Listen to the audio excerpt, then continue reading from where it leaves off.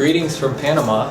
February 18th of this year will mark our 1-year anniversary of being on the mission field. And we thought it would be best to put together a little video of some of the things that we've learned and voice to you some of our desires for moving forward. The purpose of this video is just to give you a glimpse of what our life is like here and share some prayer requests with you towards the end.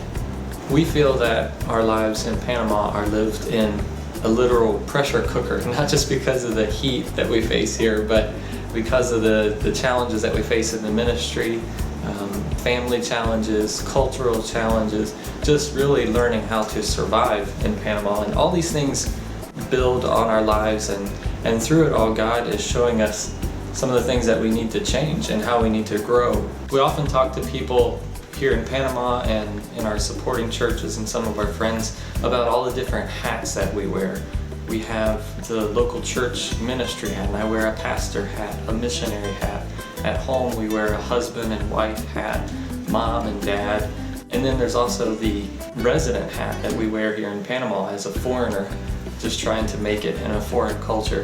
And all these experiences God uses in our lives to reveal things on the inside of my heart that I didn't know were there. And when they come out, they're kind of ugly, but God shows us what we need to change in our lives. My challenges are a little bit different than Jay's. As he was saying, we have several hats to wear, and when I come to a church service, usually my responsibilities involve number one, taking care of Lucas because there's no nursery, and number two, playing the piano. So that has definitely been a challenge for us to learn how to parent him and serve. Another thing that has been a challenge for me personally is learning the language. I'm slowly learning, and thankfully the Lord has provided some patient ladies in the church that help me and provide the words that I need as much as they can. Do continue to pray for me as I learn, and as I am here at home, that I would be diligent in my study of the Spanish language. I believe most of you all are well aware that our time in the ministry is divided between two local churches. One local church is in Arrejan, the town that we live in, and the church is in our front yard. The other church is in a little town about an hour away called Sherwood. And originally, when we first arrived here, our time was divided up Sunday morning here in Arrejan, Sunday evening, Sherwood, and then the midweek services were divided up Wednesday in Arrejan, Thursday in Sherwood. However, in the new year, we just voted to flip those.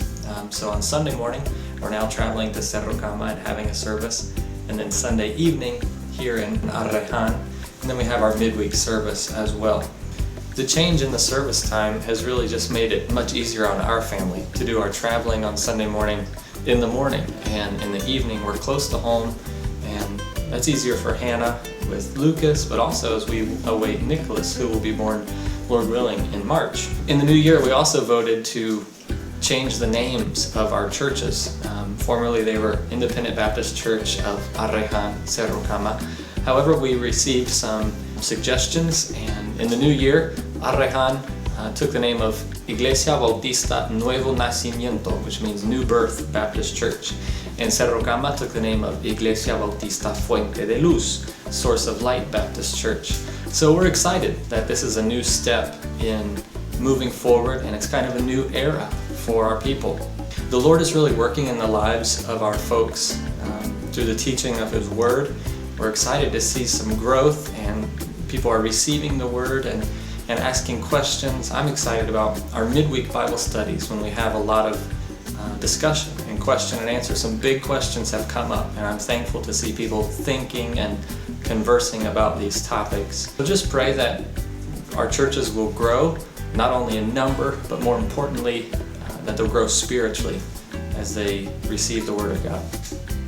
The church already exists in Panama, and I'm becoming more understanding of what our purpose is, and that is to serve the Panamanian church through people who are already familiar with the culture and language and serving among their own people.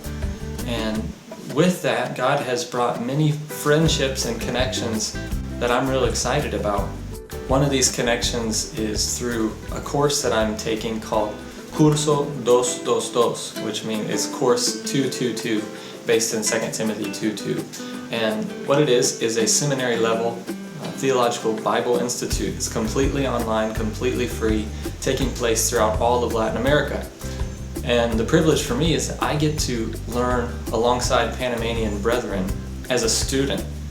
I'm encouraged that it wasn't me, the missionary, presenting this idea to the locals. Rather, they already pursued it, and I get to learn with them. Through these connections, we've begun to pray in a different way, and we would ask you to join with us. We're praying that God would provide 2 Panamanian couples to serve with us in each location, ultimately to continue the work of the ministry even after we're gone. And I realize that some valuable time we have here in Panama is to invest our lives in the lives of our Panamanian brethren. And sometimes that stretches beyond our local churches. But with that, this process of helping the Panamanian church grow begins with our 2 local churches. So pray that God would provide couples with personalities fit for each local congregation.